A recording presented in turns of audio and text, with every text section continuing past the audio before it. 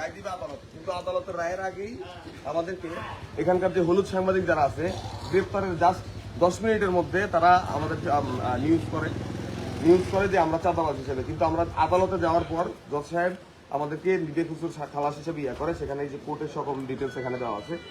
আমার আর এই আমাদের গ্রেপ্তার দেখানোর সাথে সাথেই যে টিভিতে বিভিন্ন ধরনের হলুদ সাংবাদিকরা যে নিউজ করে, সেই নিউজের কারণে আমার চাচি এই ভাইয়ের আম্মা তৎক্ষণাৎ স্ট্রোক করে মারা যায়, যে তার ছেলে চাঁদাবাজ, আমরা চাঁদাবাজ।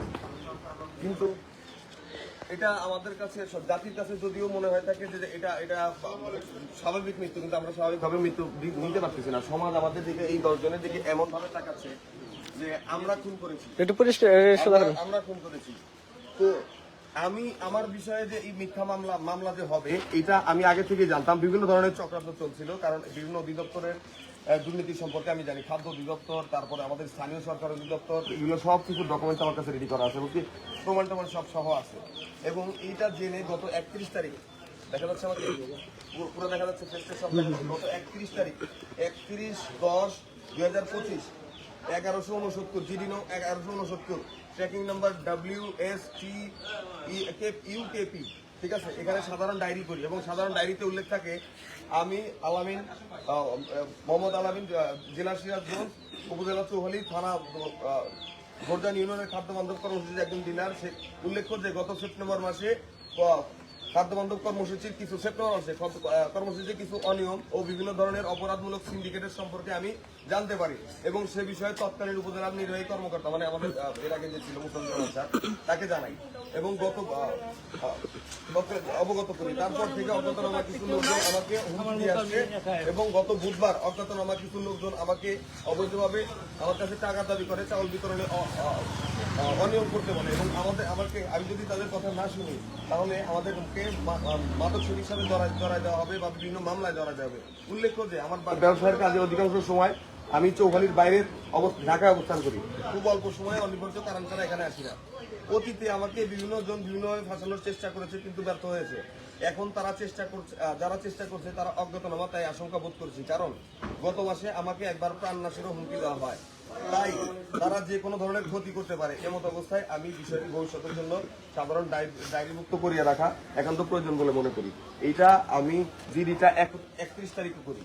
তো আইনকে আমি আমার জায়গা থেকে জানাইছি, জিডির মাধ্যমে জানাইছি, অবগত করছি। কিন্তু তারপরে 31 তারিখে জিডি হলো, তাহলে কি আমি কি সব জানতাম? আমি সব জানি।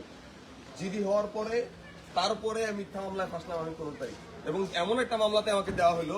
জজ সাহেব সেখানে বলতেছে যে কেন এই মামলা এখানে কেন? এটা তো পুরো অবৈধভাবে হচ্ছে। আমাদের জমিতে অবৈধভাবে বালু উত্তোলন হচ্ছে, এবং সেই বালু থেকে বালুর জন্য আমাদের জমি ভেঙে যাচ্ছে। আমরা সবাই চরের নিবাসী। আমি গেছি দাওয়াত খাইতে, এবং দাওয়াত থেকে আসার সময় আমি নৌকা নিয়ে আসতেছি। সেই নৌকায় ভাইরা একজন কাঁচি নিয়ে আসছে, একজন বীজ নিয়ে আসছে। তাদেরকে চরের মাঝখানে নামাই দিব, দেন আমাকে এখানে চলে আসবে। তো ওই সময় দেখি বালু তো উত্তোলন হচ্ছে, এবং বালুর গুলা দেওয়ার কারণে আমাদের জমি জমা সব ভেঙে যাচ্ছে। তো সেটা নিয়ে আমরা তাদেরকে বারণ করি, কিন্তু তারা আমাকে বলে না, এখান দিয়ে যাওয়া যাবে না। আমাদেরকে বলা হয় যে না, এইখান দিয়ে যাওয়া যায়, ওই দিক দিয়ে যাওয়া যায়। তো আমাদের কাছে একটা নৌকা ছিল, তো আমি এবং আমাদের ইউনিয়ন পরিষদের মেম্বার সাহেব আমরা বলি যে না, এখান দিয়ে না, ওই পাশেও পানি আছে। তো তাদেরকে নৌকা দিয়ে দেই যে ভাই আপনারা সামনে যায়, আর তাদেরকে রাস্তা দেখান যে না, ওদিক দিয়েও পানি বেশি, ওখান দিয়েও যাওয়া যায়, আমাদের পার গেছে যাবেন না। তো আমরা এখানে অবস্থান করি। আমি এবং আমাদের ওয়ার্ডের মেম্বার সাহেব আমরা হচ্ছে তারা হচ্ছে সামনে গেছে কি কারণ রাস্তা দেখাইতে। তৎক্ষণাৎ ওই সময়ে আমাকে যে বিগত সময় যে যুক্তি উল্লেখ করা হয়, যারা ফাঁসানোর চেষ্টা করতেছিল, তারা তারা হচ্ছে এখানে ফোন করে জানায় যে হ্যাঁ করে কি বাকি হয়েছে। তারপরে কোনো ধরনের কথাই আমাদের শোনা না, এবং যাওয়ার পর সে আমার সাথে ছবি ছিল, আইডি কার্ড ছিল, সব এভরিথিং। আমি সিভিল ইঞ্জিনিয়ার, এবং ওই পরিচয় দিই, ঠিক আছে। এখানে এনসিপি অমুক তমুক এগুলোর কোনো পরিচয় আমি বহন করি না। কিন্তু তৎক্ষণাৎভাবে আমাদেরকে ওখান থেকে নিয়ে আসে, আমাদের কোনো কথা শোনে না। কথা না শুনে এখানে নিয়ে আসে, এবং হাতে হাত করা ছিল। আমি ওকে নো প্রবলেম, আপনি আইনের ব্যবস্থা নেন।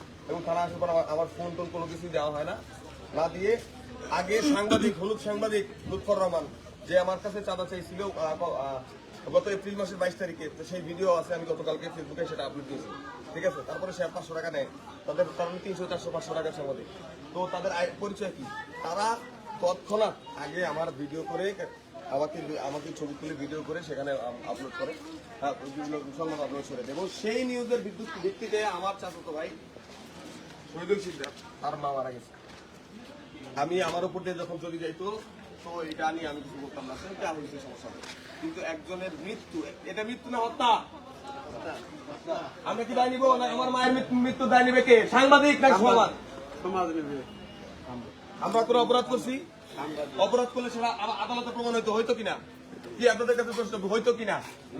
আদালত থেকে আমাদেরকে বলা হয়েছে কি? আমাদেরকে আদালত থেকে বলা হয়েছে যে এই এটা আসছে কেন? ওইদিকে দেখো সবাই আছে। তো আদালত থেকে আমাদেরকে বলা হয়েছে যেখানে যে এই মামলা এখানে কেন? তাদের জমি জমা ইয়া রক্ষা করার জন্য। এদিকে দেখো, হ্যাঁ এদিকে দেখো। তো আমাদের জমি বাবার ভিটা রক্ষা করা যদি আমাদের অপরাধ হয়ে থাকে, তো তাহলে কি হবে? তো সেখানে কোর্টে আমাদেরকে দেখানো হয়েছে যে মামলা সবকিছু আছে। কোর্টে আমাদেরকে সেখানে উল্লেখ করা হয়েছে একটা জিনিস, যে এরা প্রশাসনকে অবগত না করে সেখানে তারা নিজেরা বলছে কেন। এখন আমরা সবাই মানে আমি কৃষকের সন্তান, সবাই কৃষক, এটা কৃষক, সবাই করছি না। এরা কি আইন আদালত থেকে তারা নিজের মুখে সেটাকে প্রতিবাদ করে আটকায় দেয় নাই, বলছে যে এই দিক দিয়ে যাও, এই দিক দিয়ে যাও, যেখান দিয়ে গেলে আমাদের করতে হবে। এই হচ্ছে আমাদের অপরাধ, এই অপরাধ আমাদের এই মায়ের হত্যার। আমরা এটা দেখছি সাংবাদিকরা আমাদের মায়ের হত্যা করবো, ঠিক আছে। সেই হত্যার বিচার চাই, এই বিচার দিতে হবে। এবং কি আইনের কাছে আমি 31 তারিখ যেটা জানাইছি, এই যে জিডিতে এখানে পরিষ্কার উল্লেখ আছে, ঠিক আছে। 31 তারিখ যেটা আমি জানাইছি যে হ্যাঁ আমাকে ফাঁসানোর চেষ্টা করতে, সেই ভাষা আমি ফাঁসলাম কেন? তো এই জিডির কপি কালকে গেল না কেন? যে না এই ছেলে তো আগেই জানাইছে, গেল না কেন? এটার জবাব এই প্রশাসন, এই সমাজ, এই সাংবাদিক সমাজকে দিতে হবে। এবং এটা নিয়ে আইনানুর যত ব্যবস্থা আছে সব আমি নিব। এইটার ফাঁসানোর মূলে কে ছিল এটার একদম আদ্যপান্ত পর্যন্ত যাইতে চাই। তো একদিনের মধ্যে হাজার হাজার নিউজ হচ্ছে, সমস্যা নাই। মানে এখানে মিডিয়ার কাজ হচ্ছে সত্যকে প্রকাশ করা। কিন্তু সেখানে 200 টাকা 300 টাকা সাংবাদিক যখন ঢুকবে, তখন মিডিয়াতে কি হবে? মিডিয়াতে এরকম মিথ্যা প্রচার হবে। তারা টাকার বিনিময়ে নিউজ করবে, বিভিন্ন জনের জীবন নিয়ে খেলবে। কিছু মানুষের আমাদের মা বাবা কালকে আমার সাথে হইতে পারতো, আমাদের 10 জনের মাই মারা যেতে পারতো।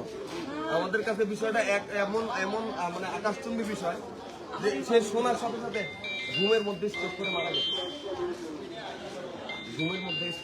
গেছে। মানে ইয়া ছিল, সে সবাই বুঝতে দিয়েছে, ঠিক আছে না এরকম হয় কিছু হয় নাই অমুক করবো। কিন্তু যখন এখান থেকে শুনতে পাচ্ছি যে ছাড়াইতে পারেনি, ছাড়াবে কিভাবে? কারণ মামলা তো ইয়া করার আগে মিডিয়া আগে আমাদেরকে অপরাধী প্রমাণ করে দিচ্ছে। মিডিয়া কোর্ট রায় দিবে কি আমরা অপরাধী কিনা, এটা রায় দিবে কি কোর্ট নাকি মিডিয়া? কোর্ট নাকি সাংবাদিক? কোর্ট তো রায় দিবে, তাই না? তো কোর্টের আগে আমাদেরকে সাংবাদিক 10 মিনিটের মধ্যে আমরা ঠিক আছে। এই সমাজের কারো কাছে মুখ দেখাবো না। আমি যে মুখ দেখাবো, আমি আজকে আসছি, কালকে আমি ঢাকা একটু ওদিকে চলে গেলে এই সমাজ মনে করতে আসলে না, আমি আজকে এখানে দাঁড়াইছি, আমারও বিচার নেই। আমার ভাই ওইটার সামনে ধরো, এই হত্যার বিচার দিতে হবে। যদি সাংবাদিকের মিথ্যা নিউজের আগে, অবৈধ নিউজের আগে, নিউজের কারণে যদি কারণ হয়, তার সাংবাদিকের নিতে হবে না। ওই সাংবাদিকের পরিচয়, তাদের পরিচয় কি? কোর্ট রায় দেওয়ার আগে সে কি আমাকে যে নিউজ করা হয়েছে, নিউজের শেষে কি প্রশ্ন মতো চিহ্ন অ্যাড করছে যে হ্যাঁ সন্দেহে ধরা হয়েছে বা এরকম কিছু না, ঢালাভাবে ডিরেক্ট প্রচার করা হয়েছে, চাঁদাবাজ ধরা হয়েছে।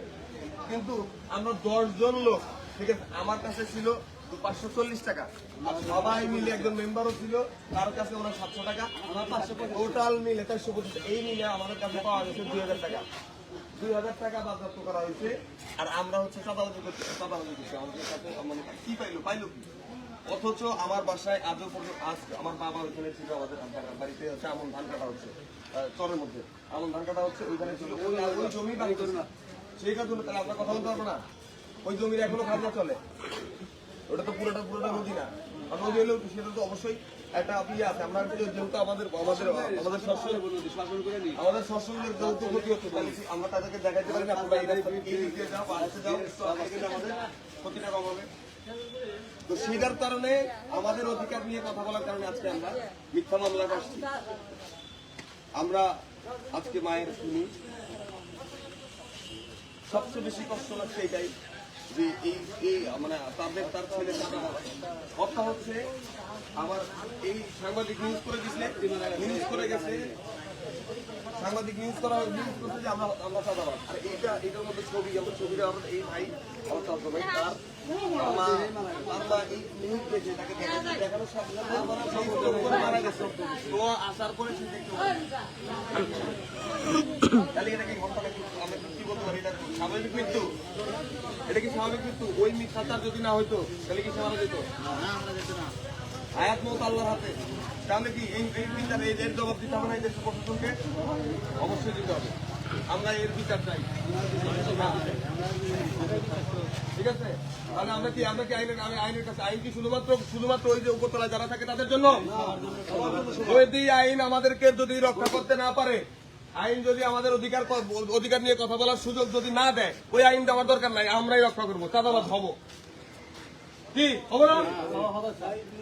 যদি এরকম তাতে যুদ্ধ আরো 2বার হবে, সমস্যা কি? 2বার 71 হয়েছে, 24 হয়েছে, আরো 2বার হবে, আরো 2বার হবে। এই অপপ্রচার করতে এই সাংবাদিকদের বিরুদ্ধে যুদ্ধ হবে, এই প্রশাসনের বিরুদ্ধে হবে, যাতে 31 তারিখ জিডি করার পর যে ফাঁসাবে আমাকে, সেই ফাঁসা আমি 15 তারিখ ফাঁসি। 15 তারিখ আমাকে ফাঁসানো হয়েছে নাকি? মানে হত্যার বিচার চাই, তাই নাকি? মায়ের হত্যা বিচার চাই, তোমরা বলো বিচার চাই, বিচার চাই। মায়ের হত্যা, মায়ের হত্যা, হলুদ সাংবাদিকদের বিচার চাই, করতে হবে। তো আমরা আজকে বিষয় হচ্ছে এখানে ইজ্জত বিষয় না। আপনাদের সবার কাছে প্রশ্ন রেখে গেলাম, সাংবাদিকের মিথ্যা সংবাদ প্রচার করার জন্য যদি আমার মায়ের মৃত্যু হয়ে থাকে, তার জন্য দায়ী আমরা নাকি সাংবাদিক? ওই সাংবাদিকদেরকে যদি প্রশাসন গ্রেফতার করতে না পারে, আমরা আসলে আইন নিজের হাতে তুলে নিতে পারতে হবে। আইন আমাদের পাশে দাঁড়াবে। শুধুমাত্র আইন তাদের জন্য নাকি আমাদের জন্য, আমরা দেখতে চাই। এই সরকারের কাছে প্রশ্ন, এই দেশের মানুষের কাছে প্রশ্ন, জনগণের কাছে প্রশ্ন। আর ওই অবৈধ সাংবাদিকদের বিরুদ্ধে সকল প্রমাণ আমার কাছে আছে। আমি গতকালকে এরা যে চাঁদাবাজ, এদের লিস্ট আছে, কে কয় টাকা, 300 টাকা একটা সংবাদ সম্মেলন করতে টাকার দরকার আছে? টাকার দরকার আছে? সংবাদ সম্মেলন করতে হলে 300 টাকা দিতে হয় সাংবাদিকদের। তাদের কাছে একটা সংবাদ সম্মেলন করতে তাদেরকে 15,000 17,000 টাকা দিতে হয়। অমুকের 500, অমুকের 300, এই লিস্টটা আমার কাছে আছে। ওই লিস্টের মধ্যে তাদের নিজের হাতে লেখা তাকে কয় টাকা দিচ্ছে। যেমন যে লুৎফর সাংবাদিক ছিল, ওর 350 টাকা, ওর 350 টাকা, ওটা কোথাও নিয়ে নিউজ করার জন্য 350 টাকা দিতে হবে। ওই 350 টাকার জন্যই আমার মা মারা গেছে। 350 টাকা, ওকে আমি 3.5 লক্ষ টাকা দিব, আমার মাকে ফেরত দিবে? ফেরত দিতে পারবে? তাহলে হত্যার বিচার চাই কি চাই না? মায়ের হত্যার তো এই সাংবাদিকদেরকে আমরা ভিতরে দেখতে চাই। আমরা সমাজের কাছে কালা দিচ্ছি বিষয়টা। তো আমি আমার জায়গা থেকে হাজার নিউজ হোক, যা পঞ্চায়েত তাই হোক, তো আমি আসলে মূলত আমার যদি ন্যায় যদি একটা ডকুমেন্টস কথা বলবে, প্রত্যেকটা জিনিসের ডকুমেন্টস আছে আমার কাছে, প্রুফ আছে আমার কাছে, ঠিক আছে? সব কিছু প্রুফ আছে। এই সংবাদ যত গণমাধ্যম আমাদেরকে চাঁদাবাজ প্রমাণ করছে, তাদেরকে ক্ষমা চাইতে হবে, ক্ষমা চাইতে হবে। যদি না চায়, ক্ষমা চাইতে হবে। এবং যে সাংবাদিক যারা আছে তাদেরকে আমরা ভিতরে রেখেছি এই হত্যা মামলা আমি দায়ের করব। যে আসলে এটা বলার নাই, 10 জনের কতটা স্ট্রোক। আমি যদি অপরাধ ছোটবেলা থেকে করে থাকি, তাহলে কি আমার মা ফ্যামিলি সবাইকে মেন্টালি এরকম প্রিপেয়ার থাকবে যে আমার ছেলে এরকম, ঠিক আছে? কিন্তু এতটা আকস্মিক ভাবে যে জীবনে যখন গেছে সবাই ঘাস কাটতে, ধান কাটতে, এরকম সেই ছেলে যা হচ্ছে চাঁদাবাজ, তাহলে তাকে বাঁচানোর বলে কে বাঁচাবে? তো সেই কারণে কিন্তু মারা গেছে। আমরা জানাবো, দেখি আমাদের স্যার কি করে। সে এখন ব্যস্ত আছে, জেলা প্রশাসন এবং খাদ্য অধিদপ্তর বরাবর একটা ইয়ে করা আছে, জেলা এলএসজি গোদামের সিন্ডিকেটের মাধ্যমে নিয়ন্ত্রণ। এই অভিযোগটি কি পরিচালক খাদ্য অধিদপ্তর বাংলাদেশ সরকার এবং কি প্রমাণ সংযুক্তি সব আমার কাছে আছে। এই সমাজ নিয়ে কাজ করার জন্য আজকে আমার এই অবস্থা, তাদের একটা সমস্যা নাই, আমি প্রস্তুত। 24-এ শহীদ হইতে পারতাম, এনসিপির সাথে দল নিচ্ছে না, এনসিপি কোনো পোস্ট আমি নেই কখনো, কারণ রাজনীতি আমার দরকার নেই। আমি সমাজের মানুষ নিয়ে কাজ করতে চাই। কালকে যদি দল বিক্রি হয়, এনসিপি বিএনপি বা যে কোনো দল, কালকে যদি দল বিক্রি হয়, আমি লেজুর ভিত্তিক রাজনীতিতে বিশ্বাসী না। ভাই যা বলবে করতে হবে, ওই মর্মে বিশ্বাসী না। আমি আমার নীতিতে বিশ্বাসী, সততায় বিশ্বাসী, সততায় বিশ্বাসী। তো এইখানে অনেকেই আছে, অনেক ধরনের কথা বলবে, সমাজে গালি দিচ্ছে, দিক সমস্যা না। এমনকি আমি গত রাতে লাইভ এসে বলছি, সমস্ত কিছু উল্লেখ করে দিচ্ছি। কালকে আমি নাও দুনিয়ার আলোয় না দেখতে পারি, কারণ এই সিন্ডিকেট